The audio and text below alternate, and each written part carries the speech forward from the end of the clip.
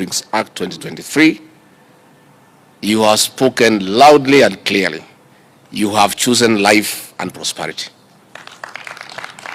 Through the leadership of the county, you are saving and securing a generation that risk being wiped out by illicit alcohol.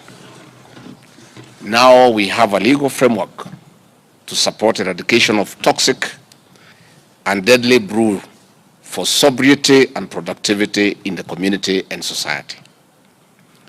President William Ruto and the entire government acknowledge you for the courage of putting the people first before personal political interest. We know and understand that the pushback is ruthless. This is the kind of leadership that counties and indeed our country needs for impact. The Nyandarua County Alcoholic Drinks Act 2023 is an exciting outcome of the various engagements that I held with several stakeholders at the national and county levels.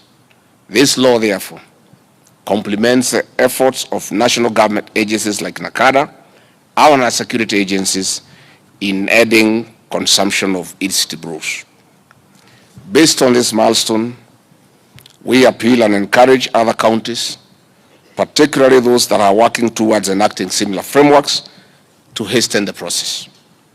And for those who are yet to start the process, Nyandarua County is indeed the place to go and benchmark.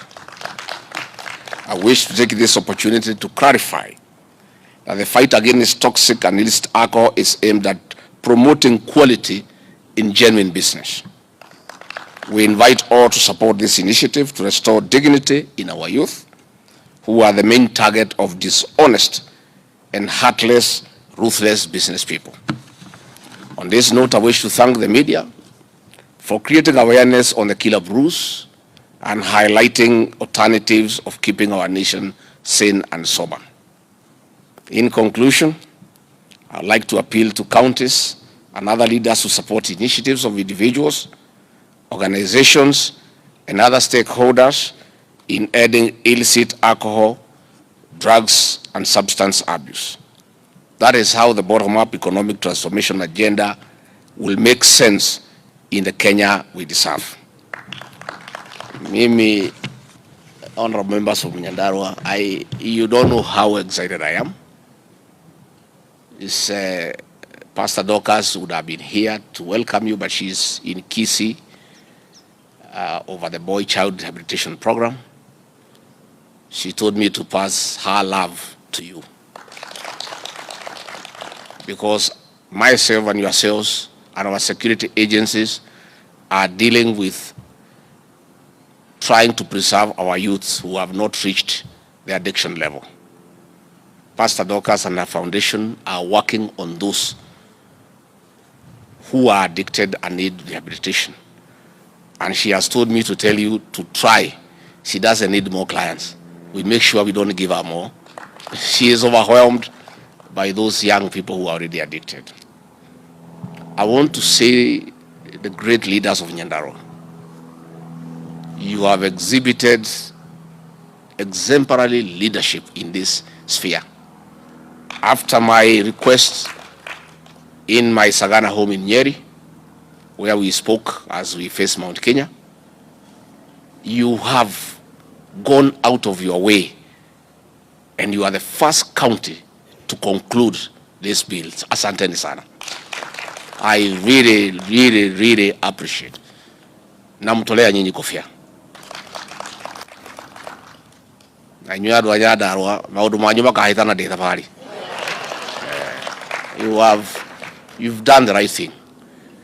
This bill, I've gone through it, is a panacea to the problems we are having. Because the problem we are having, we did not have sufficient laws to deal with this problem. And we were having problem with the office of the DPP, the DCI, because of lack of sufficient laws. I'll be meeting all the security teams in Nyandarua, hopefully tomorrow, to tell them now they have a bill and they do their work. The leaders have done their job and they are finished. It is them to do their job. And I want to say, from what I have read, you leaders have done a fantastic job. If this law is implemented to the letter, this problem will be sorted in 3 months.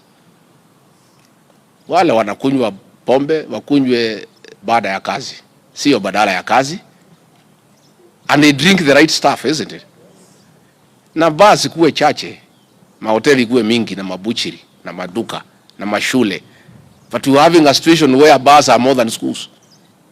You know, we are having in a shopping center where you have 10 buildings, 9 are bars and 1 is a shop.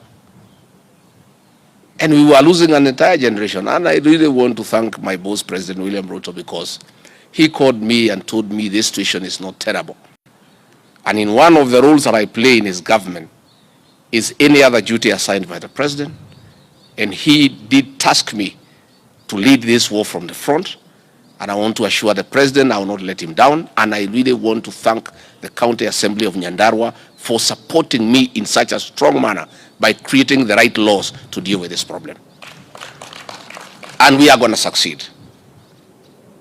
In the next 2-3 weeks, I'll be meeting all the chiefs and assistant chiefs from the entire region, because I met the higher levels, the higher echelons. I met the OCSs, the ACCs, the DCCs.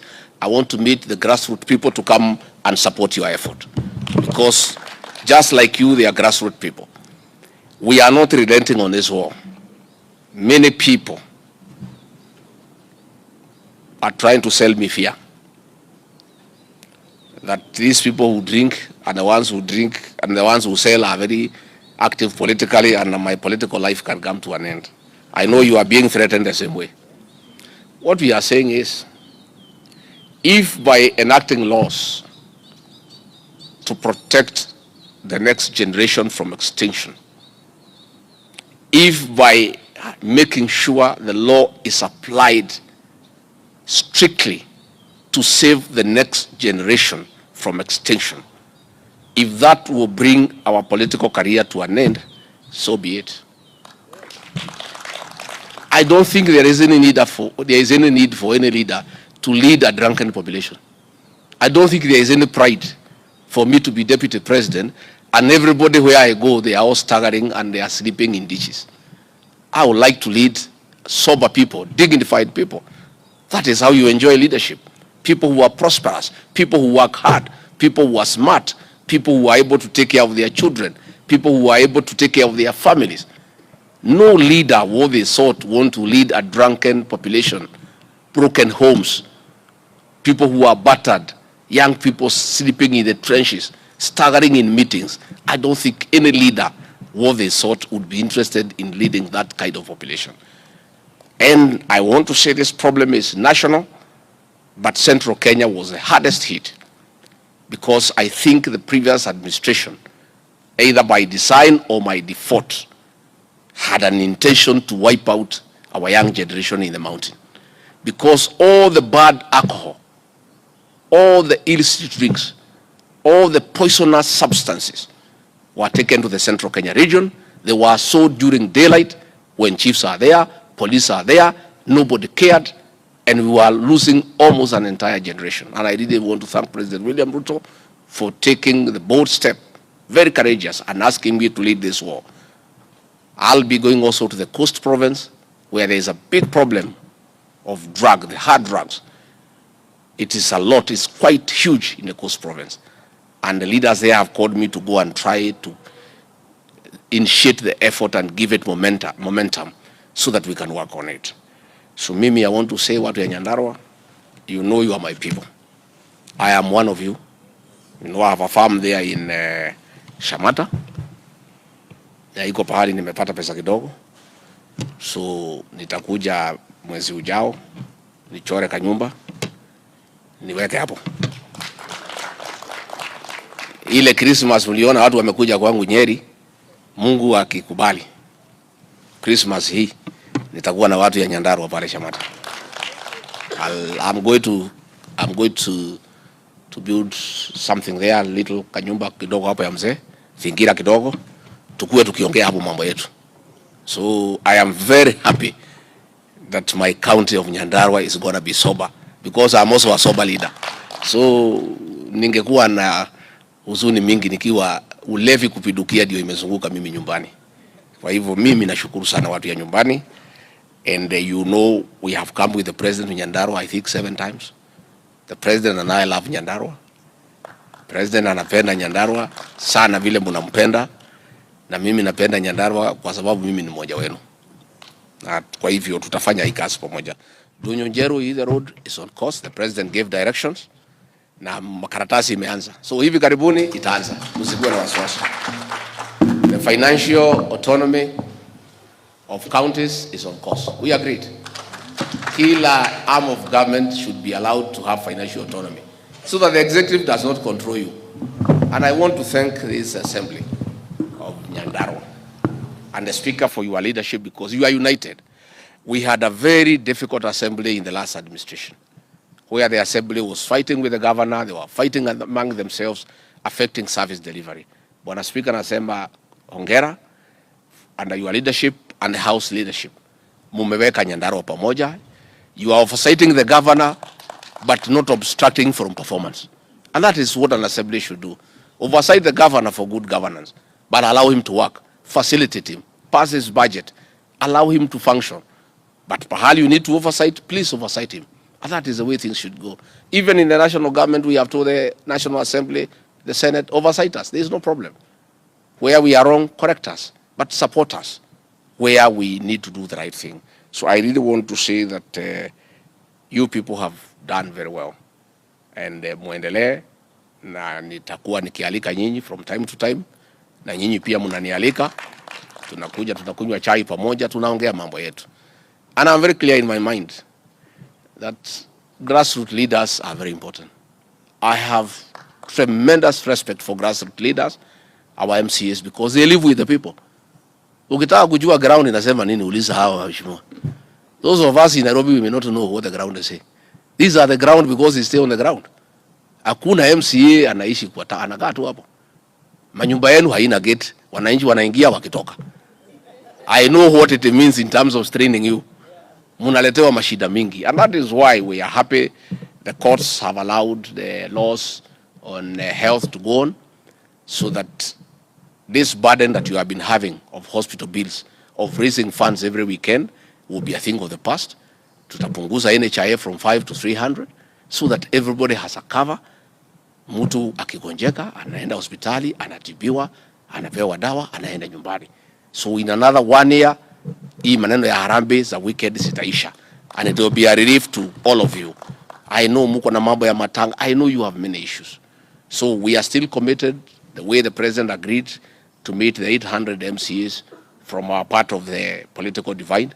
We are going to create a date, mkuje tukue na mazungumzo na rais, tukubaliane, so that we can be able to make progress.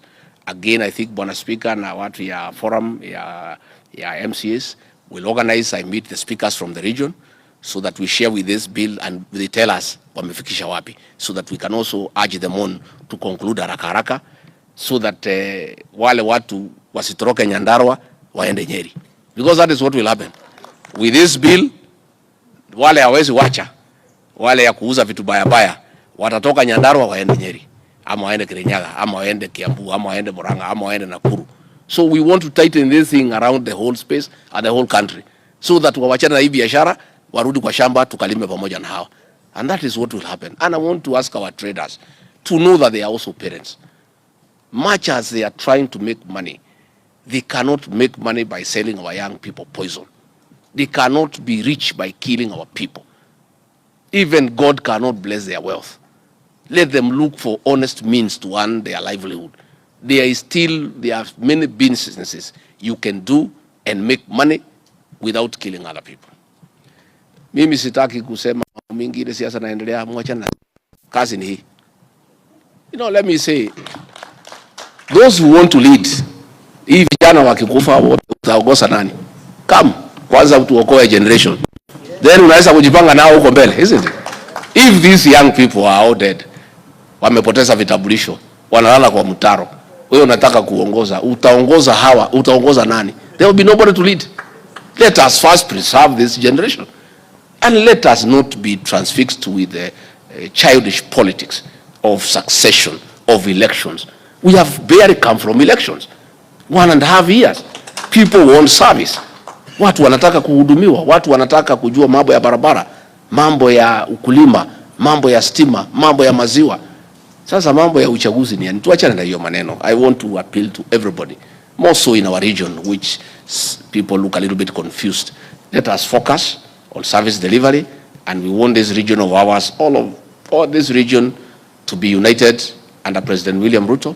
The way tulikubaliana, tuunge mkono, tuwache mambo mingi na tufanye wananchi kazi. Na aria mara fagira gitaro giki gitu merwa tiri mukungire akorire